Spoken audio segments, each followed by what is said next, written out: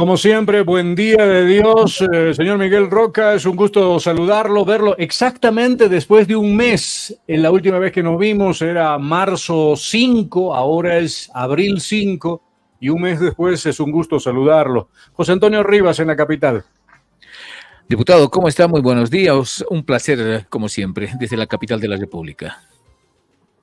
Buenos días, Gato. Buenos días, José Antonio. Un saludo grande para toda su teleaudiencia.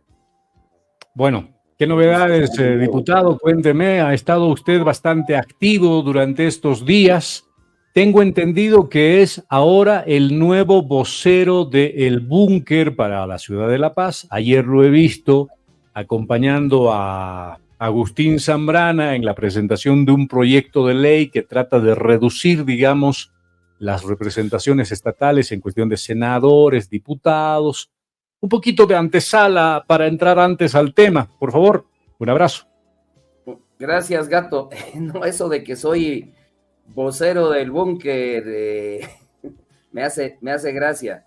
No, el acto de ayer vino Agustín Zambrana con miembros del Búnker y habían otras organizaciones representadas a traer al Parlamento una iniciativa legislativa ciudadana, así lo llama la Constitución. Para hacer leyes, dice la Constitución, hay varias vías, son 5 en total, las iniciativas legislativas. 1, los asambleístas, por supuesto. 2, el Poder Ejecutivo. 3, los ciudadanos. 4, el Tribunal Supremo de Justicia, en temas que tienen que ver con la justicia.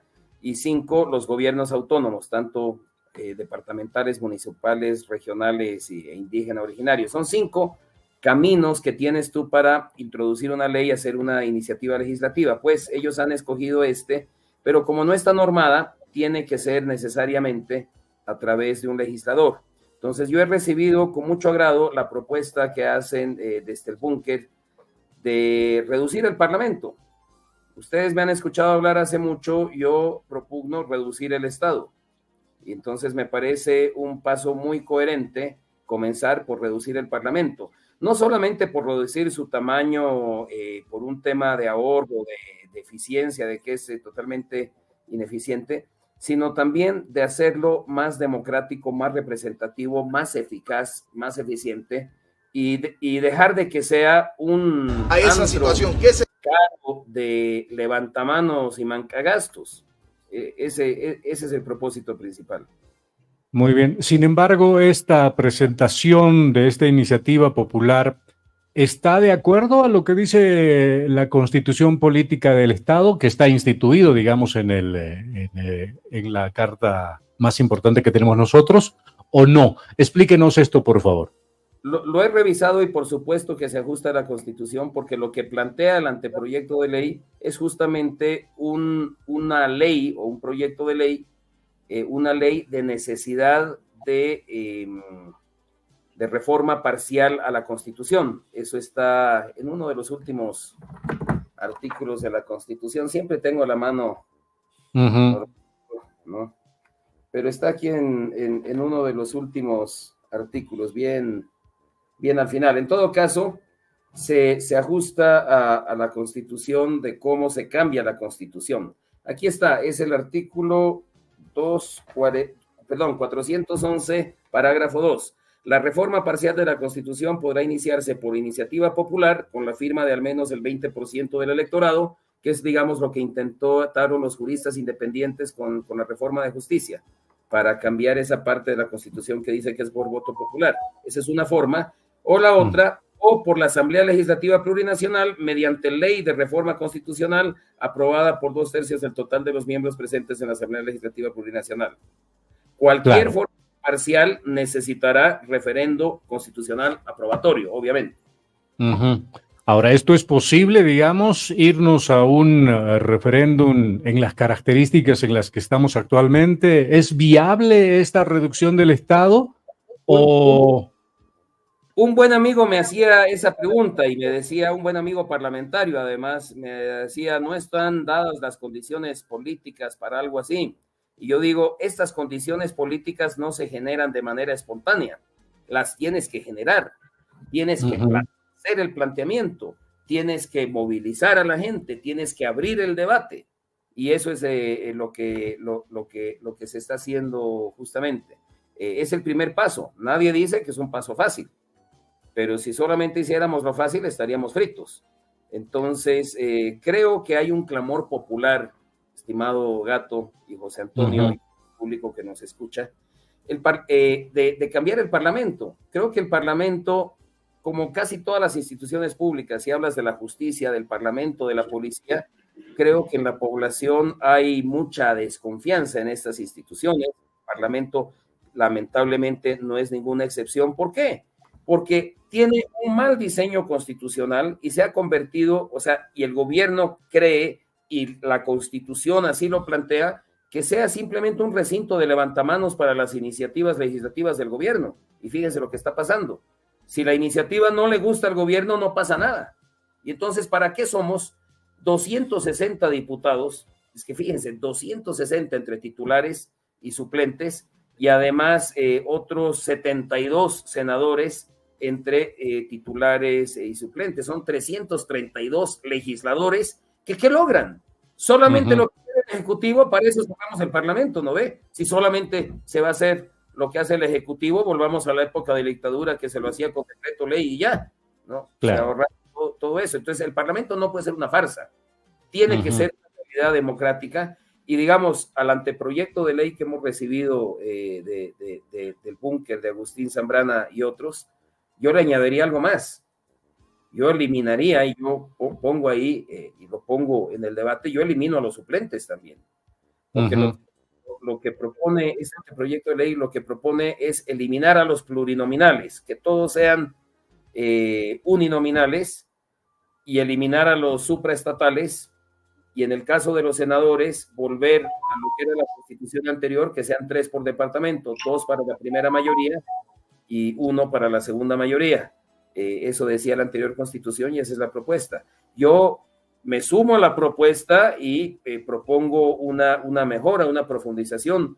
Yo haría a los suplentes, como era también antes. Me parece un caso. Otra vez, ¿qué hacemos con 260 diputados? ¿Ustedes creen que nada? Nada. De esos 260 diputados, 100, decía ayer 100, explicándolo con Chuis, lo decía Carlos Mesa, son 100 los que tiene el Comunidad Ciudadana. Y de esos 100, obviamente sabemos que no se puede hacer mucho, digamos, ¿no? Comunidad Ciudadana no ha demostrado ser el partido que todos queríamos que sea. Usted se ha dado cuenta de aquello. Se ha ido apartando del mesismo poquito a poquito y se ha ido acercando también a otras opciones, que creo que ha sido la gota que derramó el vaso, su cercanía como Miguel Roca con el búnker. Y al parecer esa cercanía es la que molesta a Mesa y le dice que me devuelvan los curules por patriotismo. ¿Cómo ve usted estas declaraciones de Mesa? Dos precisiones, querido Gato. Primero, cuando Mesa habla de 100 curules, es 100 de los 332, porque incluye diputados y senadores titulares y suplentes. Ya. En total de 332, Comunidad Ciudadana consiguió 100 curules, entre diputados, senadores, titulares y suplentes. Eso es un poco menos del 30%, ¿no ve? Primer asunto. Segundo, no es que, obviamente tengo mucho contacto con el búnker y con muchas otras fuerzas ciudadanas que quieren cambiar el país. No es la única, y no es que yo sea un militante del búnker. Tengo mis simpatías, por supuesto, como también tengo simpatías con frentes. En lo que sí estoy abiertamente comprometido, militantemente comprometido, es en la construcción de un frente de unidad de la oposición. Se ha formado este grupo, seguramente ustedes saben, este grupo de la unidad es posible, en el que estamos trabajando con mucho ahínco, con mucha convicción y firmeza en construir una unidad en torno a un proceso de preprimarias. ¿Qué son las preprimarias? Para mí la unidad de la oposición necesita 2 tiempos.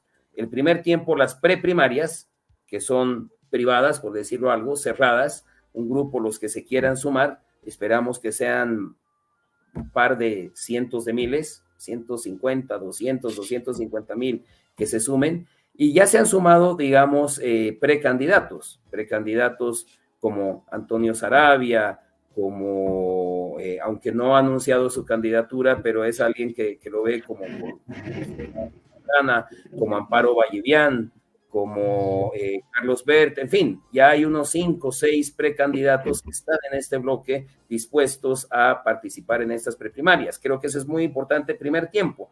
Y el segundo tiempo, aquí insisto, y hemos tenido algo de diferencia justamente en eso con el búnker, pero son obviamente visiones que se están trabajando. El segundo tiempo tiene que ser de primarias abiertas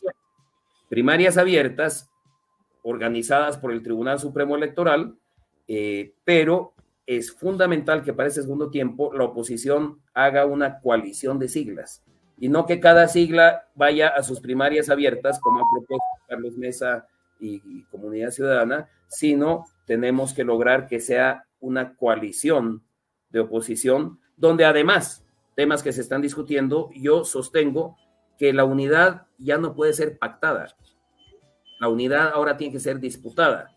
No es que se junten unos cuantos y digan, bueno, este es el programa común y no sé qué, y aquí vamos a hacer, porque salen cosas incoherentes después, como vemos en la bancada de Comunidad Ciudadana, eso es lo que está pasando. Y enseguida me refiero a ese pedido del curul, como tú dices, ¿no? Entonces, bueno, en eso estoy trabajando. Y con relación al pedido de curul, ¿dónde está pues la disidencia?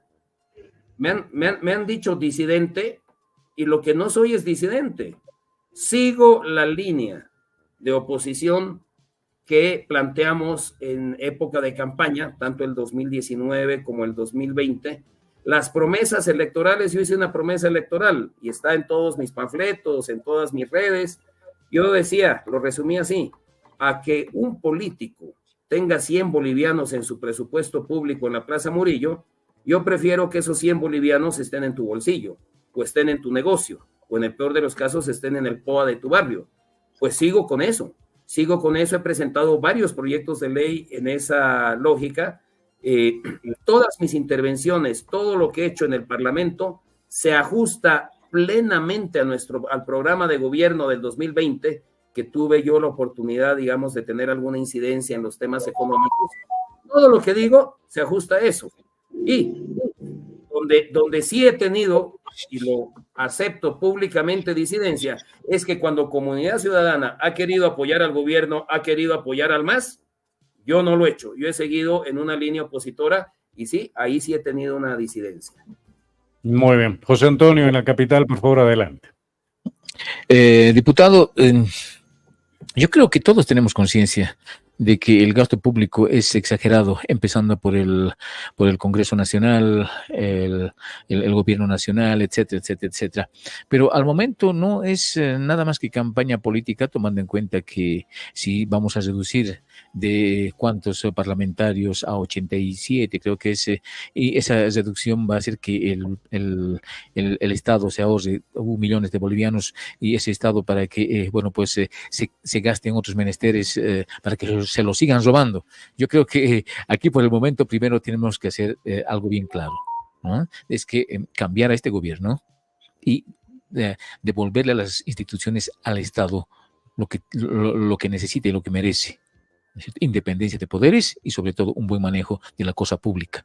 En el momento estamos, como le digo, netamente con proposiciones electoralistas. Disculpe que sea tan franco y directo. Para mí es eso. Porque estamos hablando de reducir, porque deberíamos reducir inclusive en algunos ministerios, etcétera, etcétera. Se debería reducir completamente el gasto público. Y reducir, ¿para qué reducir al momento a los diputados si sabemos que de los 87 que va a haber, 60 van a estar con el movimiento al socialismo y no va a cambiar nada? Vamos a seguir en las mismas, solamente ahorrándonos unos cuantos pesos para que el gobierno tenga más plata para robarse. Creo, estimado José Antonio, que no estás viendo todo el panorama. Aquí hay una propuesta solamente del Parlamento. No quiere decir que ahí termina la propuesta o la visión.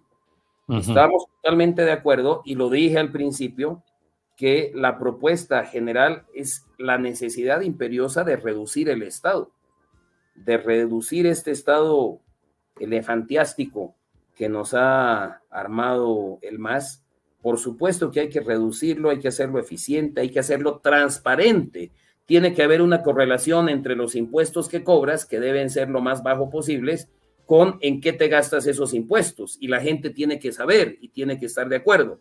Ahora, ¿cómo formas eso? ¿Cómo cambias esas leyes para reducir el Estado y para que además el Estado sea eficiente en el uso de los recursos públicos? Es el Parlamento.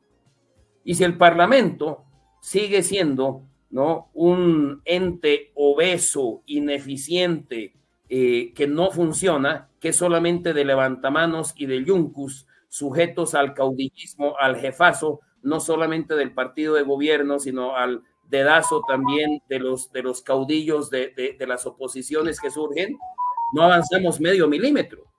Por eso es la claridad de que el primer paso es cambiar y reducir el Parlamento. Entonces, fíjate la propuesta, que estoy parcialmente de acuerdo, porque aquí lo que estamos haciendo, y justamente fíjate que lo estamos logrando, estimado José Antonio, estamos abriendo el debate.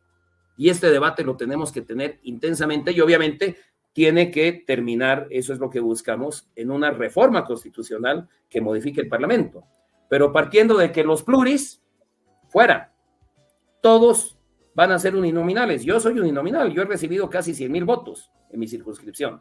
Y dicho sea, recibí bastante más votos de lo que recibió Carlos Mesa, ¿no?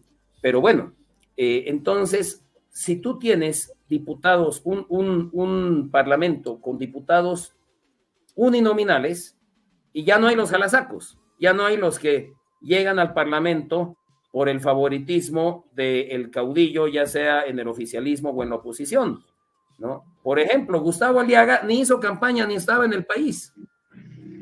¿Quién ha escuchado de Gustavo Aliaga una crítica al gobierno, una intervención, una propuesta de ley, una fiscalización? No.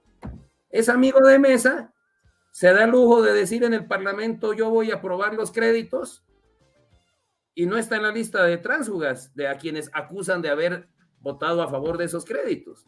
Entonces, ese es justamente el tipo de parlamentario que no queremos, que los hay en todos los partidos, ¿ya? Entonces, es interesante por eso esta propuesta de eliminar a los pluris.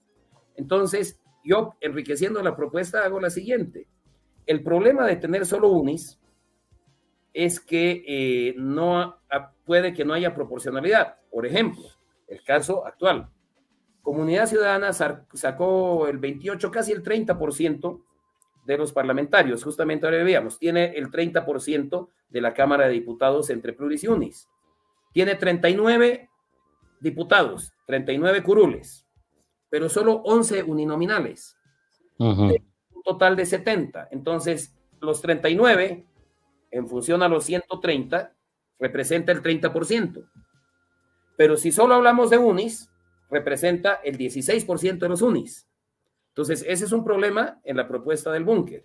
Yo cómo planteo solucionarlo, y es que los plurinominales no sean de circunscripción por departamento, sino que los partidos que pugnan por la presidencia tengan un número limitado de plurinominales de circunscripción nacional, que van, digamos, con, eso sí, jalados por el candidato a la presidencia, porque ya tenemos senadores que son por circunscripción departamental.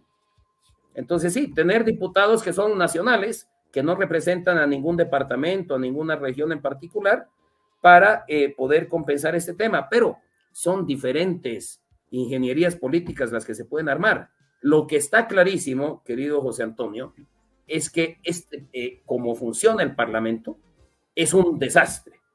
Es un recinto de levantamanos mancagastos.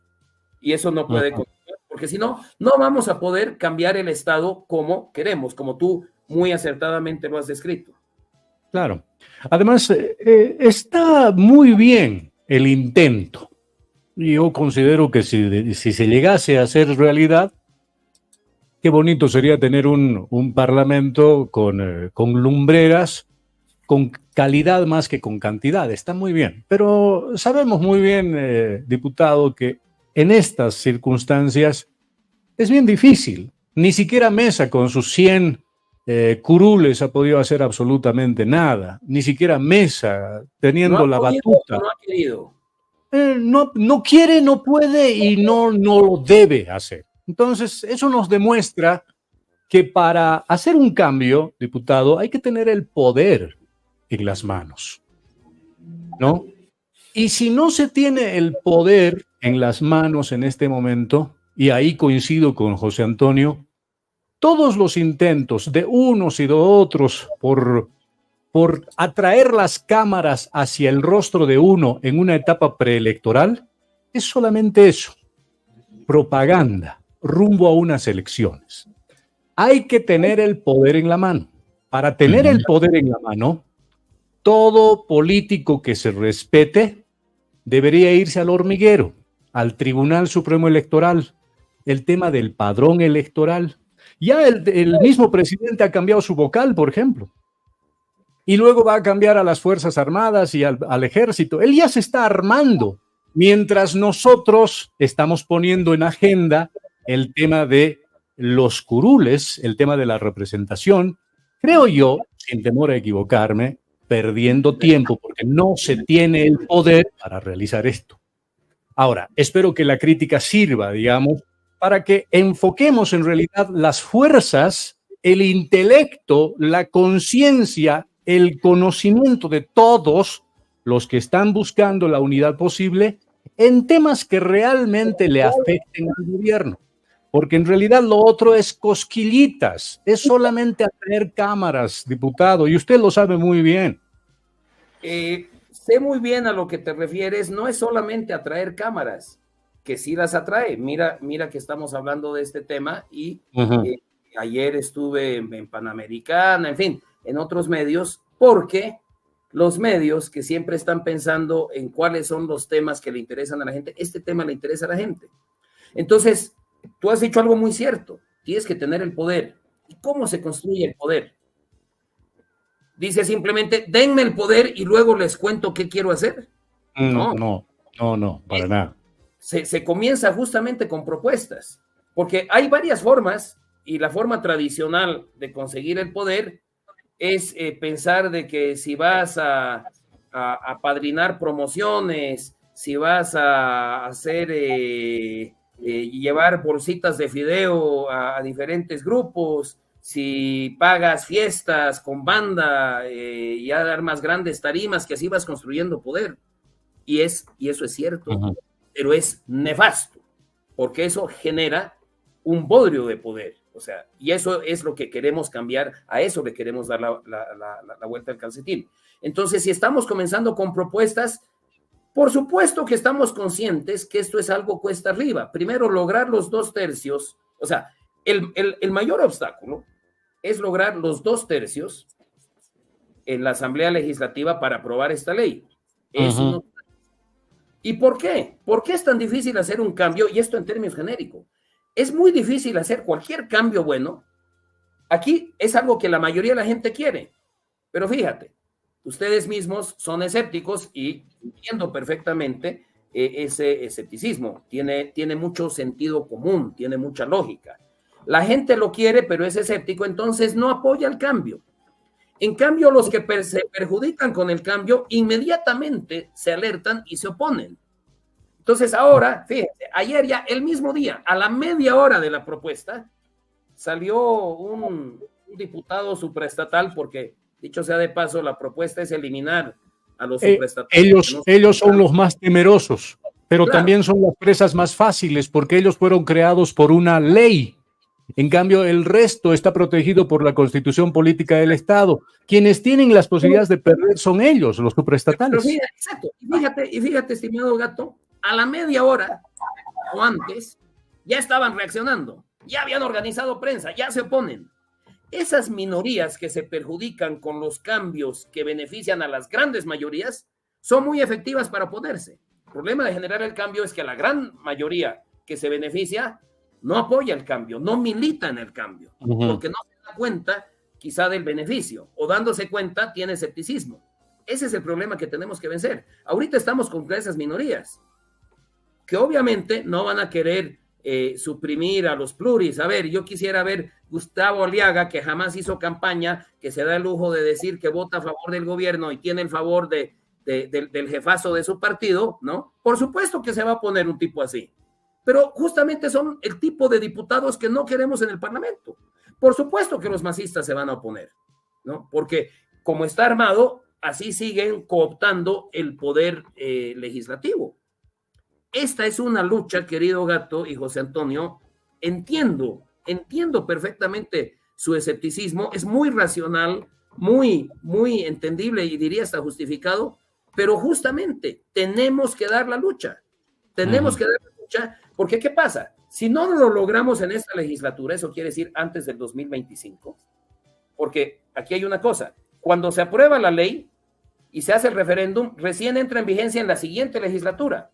O sea, si no logramos esto antes del 2025, no va a ocurrir antes del 2030. Pero yo les digo algo, si no lo logramos antes del 2025, sí lo vamos a lograr entre el 2025 y el 2030, porque estamos yendo con la propuesta en blanco y negro, clarísimo, en un proyecto de ley. Y si no logramos los 2/3 antes del 2025, vamos a generar el poder que tú dices, con una visión muy clara, y estás en lo correcto. Vamos a generar ese poder para que en la siguiente legislatura, entre el 25 y el 30, que vamos a seguir teniendo 332 mancagastos, pero ahí sí tendremos los 2/3 para aprobarlo y que a partir del 2030. Pero es que el país hay que comenzar a componerlo ya. No podemos esperar, ¿no?, a generar nuevo poder para decir, ¿ahora qué hacemos? No. Por eso son propuestas reales en las que personalmente yo tengo muchísima convicción. Muy bien. Para finalizar, algo bien rapidito, ya lo ha dicho, pero necesitamos algo concreto. Mesa le dice a usted, dame tu curul, dame tu curul, dame tu curul. ¿Qué le dice usted a Mesa? ¿Por qué? Y muy bien, con eso terminamos. Gracias, señor Miguel Roca. Hasta la próxima. Que no pase un mes, por favor, para que esté nuevamente invitado. Lo vamos a convocar la próxima semana. Un abrazo, gracias por todo. Bendiciones. Un abrazo a todos, bendiciones y con gusto, siempre un gusto estar en su programa. Que tengan un bendecido día. Gracias por todo.